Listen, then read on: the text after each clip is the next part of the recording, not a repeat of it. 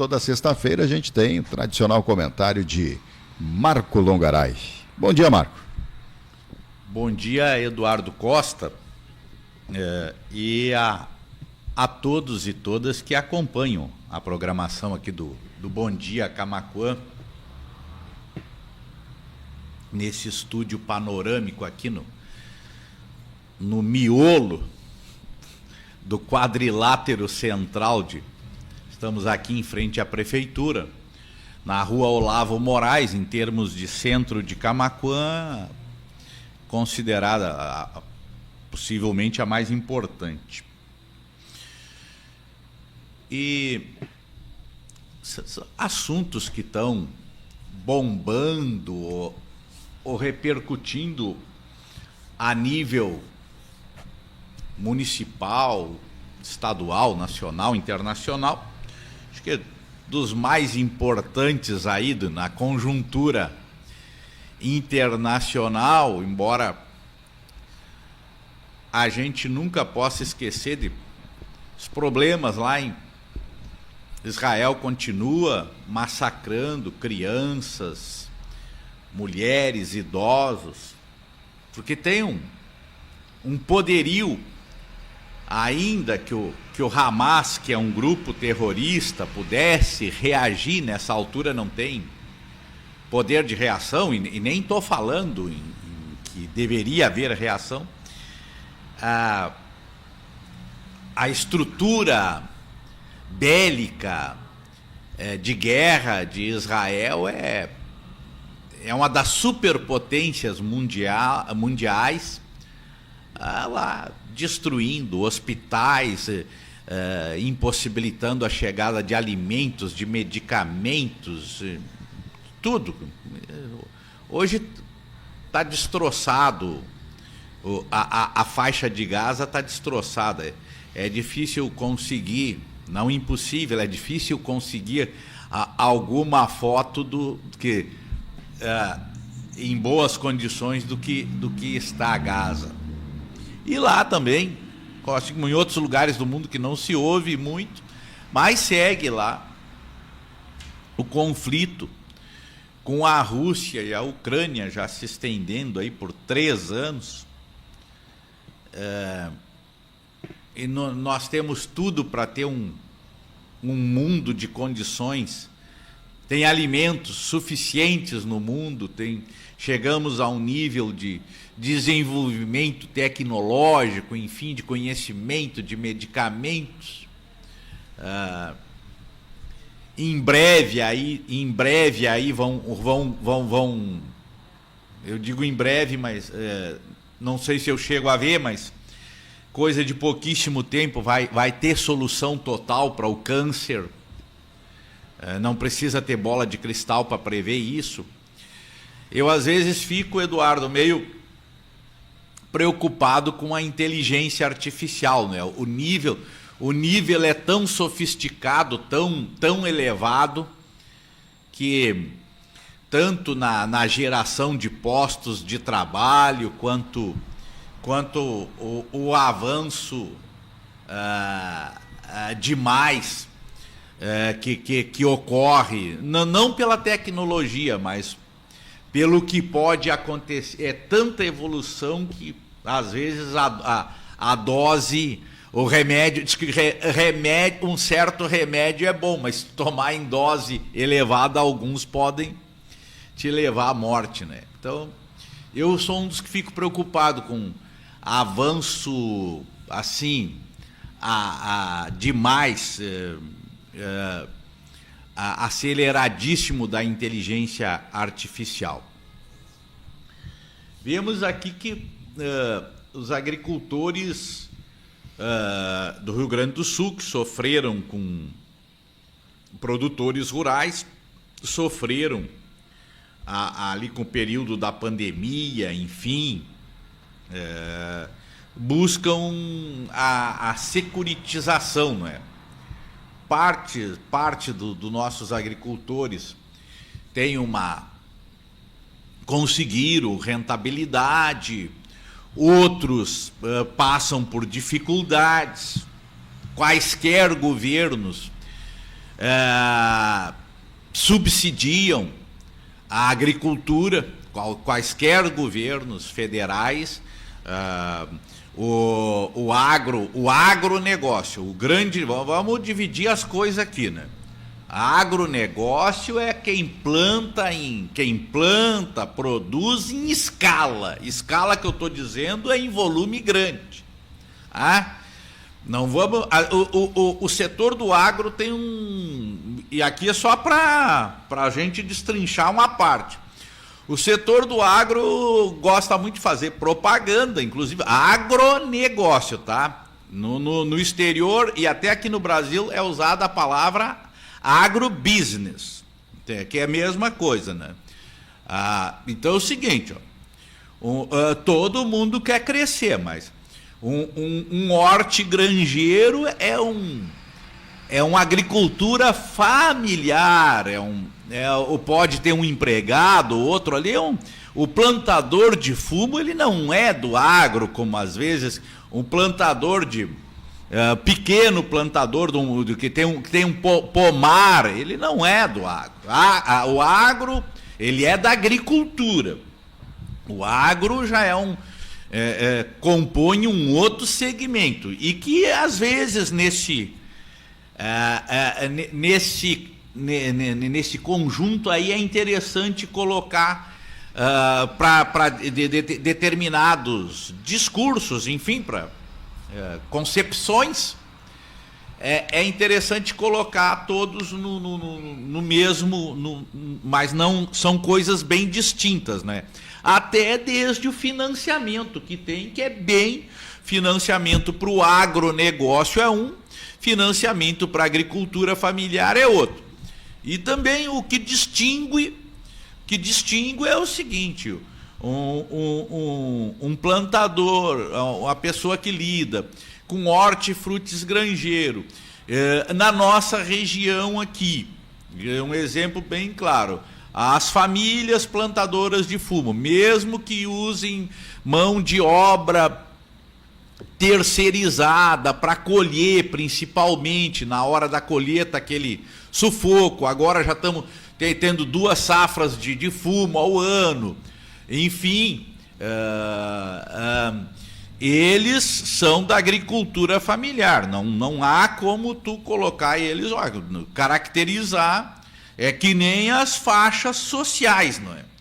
Não há como alguém que tem uma renda de 5 mil por mês, tu querer dizer que ele pertence à mesma classe social de quem ganha 500 mil, 300, 400, então... Quem ganha salário mínimo está assalariado de salário mínimo. Quem ganha acima de 10 salários está numa outra situação. Mas, para todo e sempre, eu estou só aqui colocando constatações. Para todo e sempre, num aspecto, o mantra é o mesmo, seja num plantador de fumo, num hortigranjeiro, num grande criador de gado do agro, que está no âmbito do agro, da pecuária, não é? Ou, digamos, um plantador de fumo, enfim, ou de soja.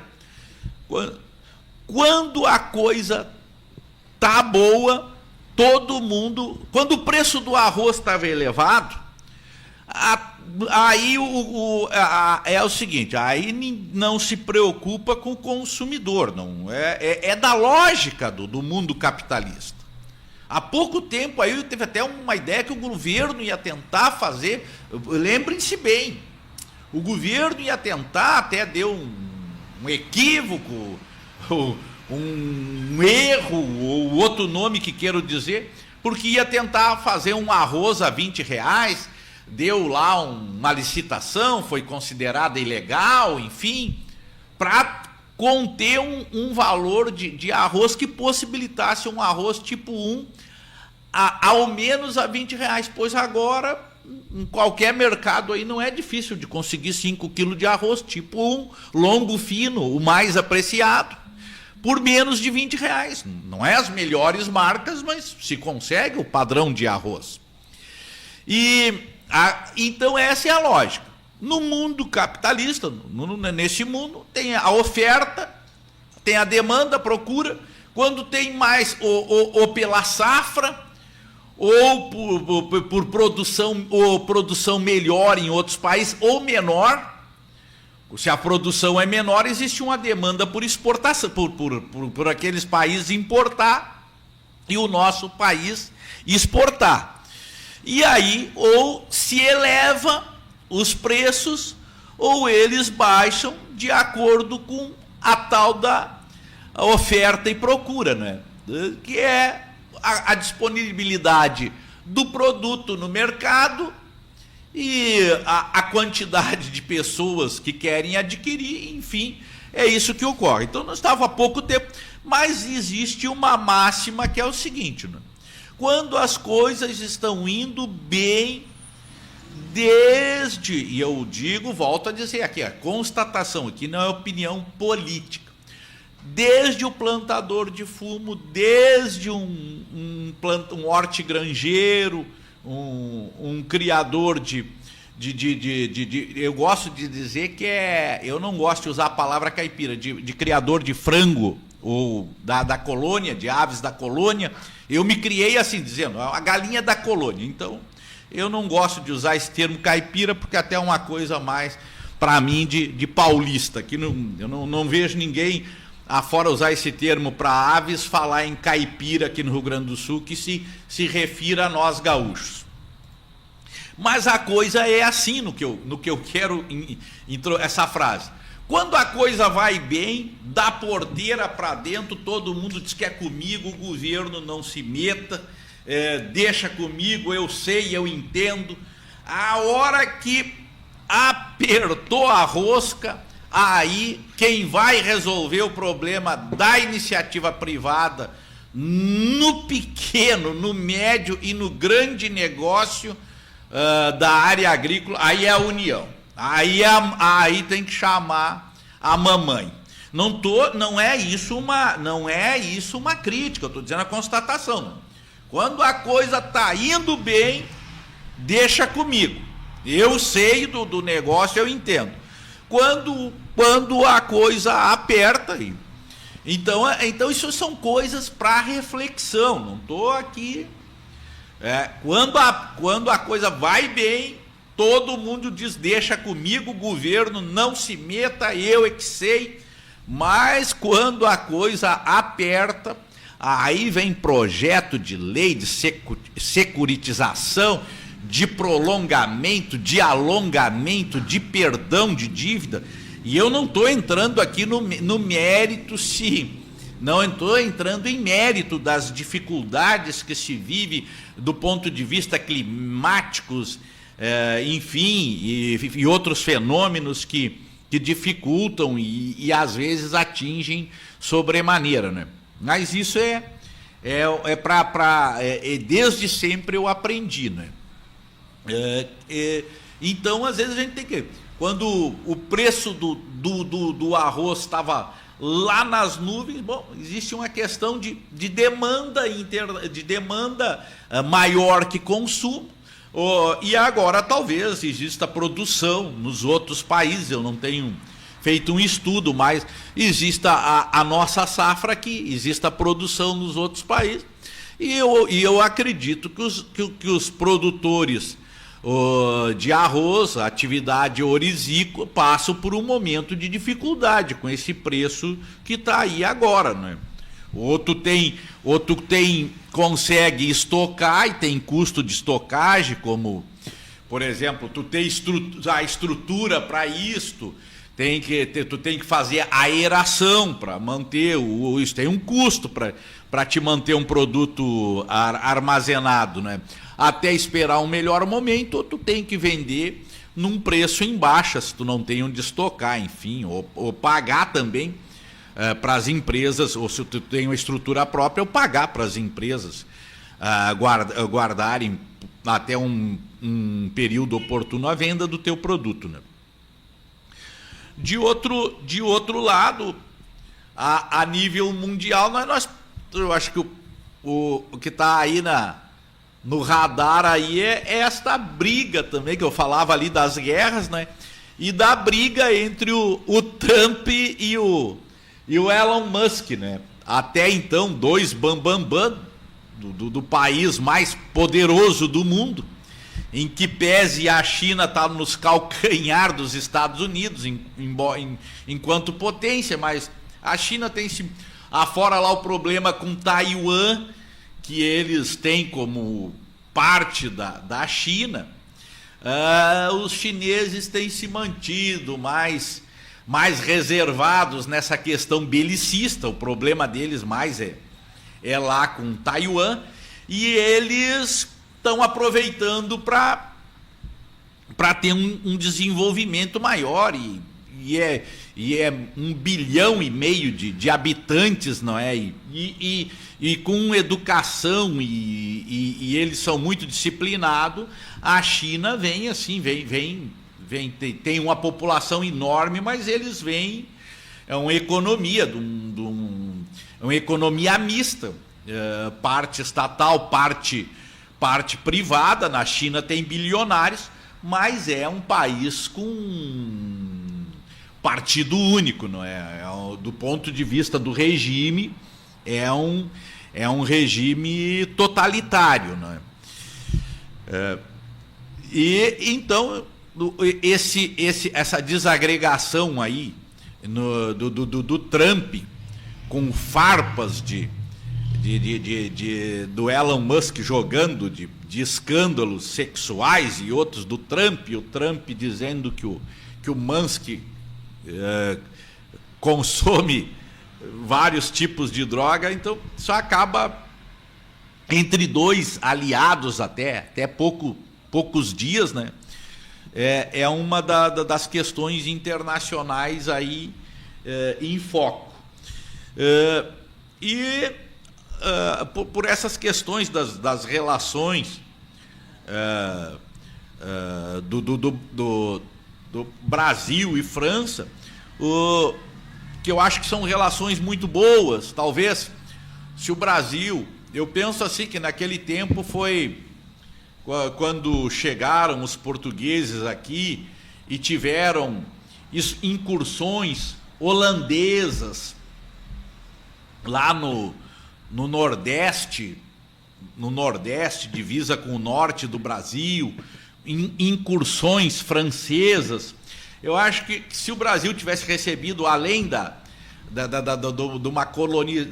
colonização, na verdade, mais forte, portuguesa e hispânica, mas que nós tivéssemos tido também holandeses e franceses aqui, pudéssemos, em quantidade, né? E pudéssemos coabitar todos juntos, eu tenho que o Brasil seria um país mais avançado, se tivesse recebido um pouco maior da influência, mesmo que com a língua portuguesa e tudo. Mas se tivéssemos tido essa incorporação pacífica, né? Mas é muito difícil nesse sentido, dos holandeses e franceses. E agora o presidente Lula recebe uma distinção da Academia Francesa, não é? Quase 400 anos, 2 chefes de estados do Brasil em todo esse período receberam essa distinção, que foi Dom Pedro II, 1872, já há mais de 150 anos, e agora o presidente Lula, né? Principalmente pela sua atuação no que fala, essa distinção que recebe o presidente Lula, ela está vinculada a uma questão que o presidente Lula tem discutido bastante, que é o multilateralismo, que é o respeito e equilíbrio entre as nações. Por isso que a Academia Francesa, nos seus quase 400 anos, 390 anos, concedeu essa distinção ao presidente Lula, e ontem a Torre Eiffel estava lá em homenagem essa homenagem ao presidente Lula, mas ao Brasil, e essa homenagem se estende ao Brasil. Estava a Torre Eiffel de amarelo e verde a noite passada, não é? Então, é um pouco disso que cada presidente tem suas raízes, tem suas prioridades. O presidente Lula tem, no nível comercial, tentado colocar o Brasil num cenário tanto para as questões de negócio, Eduardo, tanto quanto para chamar atenção para a questão da fome no mundo, da questão ambiental, porque senão nós não vamos deixar nada de... Hoje, como eu dizia, há produção de alimentos suficientes, mas em torno de 10% da população mundial amanhecem o dia sem saber se vão ter uma refeição, não é? Isso é meio contraditório, né? Temos alimentos suficientes para todo mundo, mas nem todo mundo tem direito a uma refeição garantida, né? E aquelas expectativas que eu vinha dizendo, né? Também ainda a nível internacional, nacional, internacional, para a Carla Zambelli, condenada a 10 anos de prisão, deputada federal, né? Ela foge do Brasil, ou sai do Brasil, ela está com a prisão decretada. Eu acho que foi uma estratégia bem equivocada dela, não é? Ela tem cidadania italiana, pode que não deem a extradição dela, mas ela fez uma série de trapalhadas nessa fuga dela, nessa ida dela, depois de já ter uma condenação, né? Não tinha a execução de mandado de prisão, mas enfim,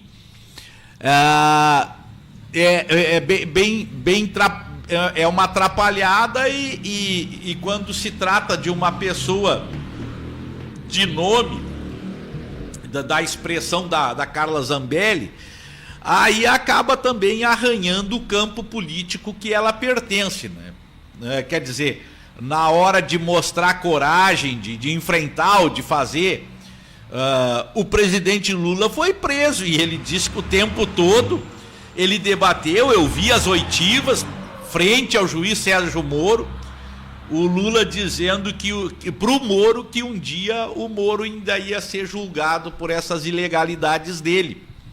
E quando num determinado momento o Lula poderia ter pedido uma prisão domiciliar com tornozeleira, ele disse que não trocava a dignidade dele pela uma liberdade, que ele não era passarinho para estar com uma anilha no pé. E ele preferiu ficar preso.